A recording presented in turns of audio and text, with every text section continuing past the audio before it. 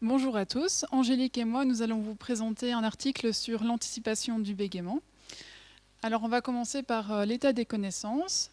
L'anticipation, c'est la conscience du locuteur qu'il va bégayer prochainement dans son discours. Elle est enracinée dans des expériences sociales et dans l'apprentissage associatif. C'est-à-dire que lorsqu'une personne va bégayer dans un contexte particulier et va recevoir des feedbacks négatifs de la part de ses auditeurs, eh bien cette personne va effectuer une association entre ces feedbacks négatifs et sa situation de bégaiement. Il faut savoir que le bégaiement n'est pas toujours précédé d'une anticipation, car tout simplement l'attention n'est pas toujours ciblée sur la programmation du discours, de même que l'anticipation n'est pas toujours suivie par des bégaiements, justement, elle essaye de les éviter. Elle est davantage présente chez les adultes, tout simplement parce qu'ils ont plus d'expérience sociale que les enfants et les adolescents. Au niveau de l'utilité clinique, les auteurs disent qu'il c'est vraiment intéressant de s'intéresser à la fréquence d'anticipation des patients, mais également de connaître leurs réactions face à ces anticipations. Ils partent du postulat que ça fournit une meilleure orientation de la décision clinique et une amélioration des résultats thérapeutiques.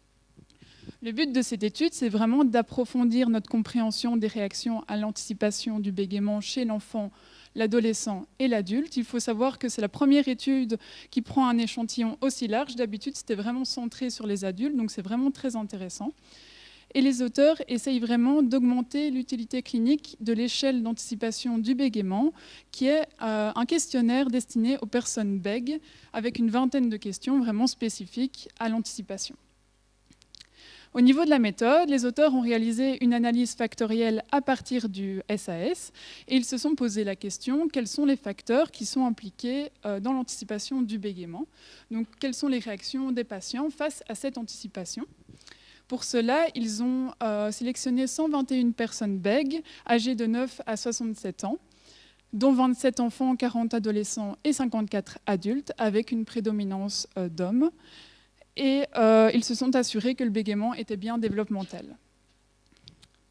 Au niveau du protocole expérimental, il faut savoir que d'abord, une définition de l'anticipation est fournie aux patients. C'est vraiment pour mettre d'accord sur le concept général qui va être abordé. Ensuite, une question a été proposée. À quelle fréquence prévoyez-vous votre bégaiement? Et les participants doivent répondre à l'aide d'une ligne visuelle analogique. Et par la suite, ils peuvent compléter l'échelle d'anticipation du bégaiement. Alors, au niveau des résultats, les chercheurs ont d'abord analysé la SAS, donc l'échelle d'anticipation du bégaiement, et ont remarqué qu'il y avait énormément de différences interindividuelles, étant donné que chaque personne qui bégaye va réagir différemment à son bégaiement. Ensuite, ils ont quand même remarqué qu'il y avait des tendances liées à l'âge. Donc, comme l'a dit ma collègue ici, les personnes adultes, par exemple, ont plus d'expérience sociale et donc ont une façon différente de réagir à leur bégaiement comparé aux enfants. Ensuite, ils se sont penchés sur une analyse factorielle avec un tracé des screens et une analyse parallèle, mais on va vous passer toute l'analyse statistique, et retenir simplement qu'ils ont repris 3 facteurs correspondant à 3 réponses différentes au bégaiement. Alors, chaque groupement de réponses suite à l'analyse de l'échelle d'anticipation au bégaiement a été étiqueté. Et donc, la première réponse a été appelée évitement parce qu'elle correspondait à une majorité des éléments de la SAS et portait sur la tentative des personnes à ne pas bégayer. Donc, plutôt ralentir un débit de parole, faire des pauses plus longues, etc.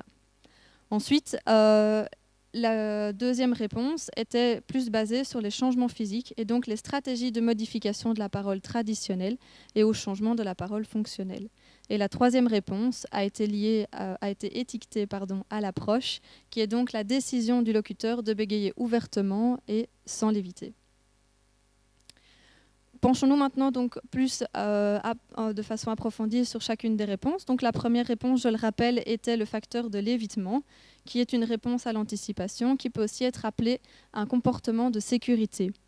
Cependant, on remarque que ce comportement de sécurité va justement faire grandir le sentiment d'anxiété sociale, et il est donc important de comprendre comment les locuteurs réagissent à l'anticipation pour pouvoir mieux le gérer par après. L'évitement spécifique est lié dans ce cas-ci à un événement de bégaiement particulier dans le temps et n'est donc pas efficace à long terme. Ensuite, la deuxième réponse était les changements physiques. C'est le fait de reprendre le contrôle après avoir perdu le contrôle moteur de la parole et avant un bégaiement manifeste. On a remarqué, les chercheurs ont remarqué dans ce cadre-ci qu'il était très productif chez les adultes, mais par contre beaucoup moins chez les enfants. L'existence de ce facteur est prouvée, mais dans le cas, comme je viens de vous le dire, il serait plus intéressant d'approfondir cette recherche pour justement comprendre comment il fonctionne. Enfin, la troisième réponse était donc l'approche, et est donc totalement en opposition aux stratégies traditionnelles de gestion de la parole qui sont d'atténuer le bégaiement manifeste, puisqu'ici la personne va d'emblée dire « voilà, je bégaye ». Et c'est très bénéfique puisque la personne va avoir un sentiment de pouvoir justement sur son bégaiement et de se dire « je ne dois plus m'en tracasser, la personne en face de moi sait que je bégaye ». Alors au niveau des limitations de notre article, la taille de l'échantillon ici était assez modeste et donc l'analyse a probablement été sous-alimentée. Les réponses à l'échelle d'anticipation du bégaiement ont certainement été influencées par l'âge, comme on vous l'a dit là tantôt. L'échelle visuelle analogique qui a été utilisée dans le test, donc c'est le fait de dire 0, pas du tout, et 5, tout à fait d'accord, par exemple, contient certainement des erreurs aléatoires.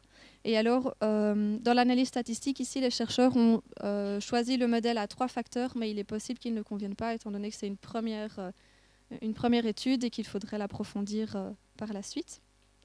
Et donc, en conclusion, ici, le but de l'article était de déterminer la structure sous-jacente des réponses à l'anticipation du bégaiement chez les enfants, les adolescents et les adultes.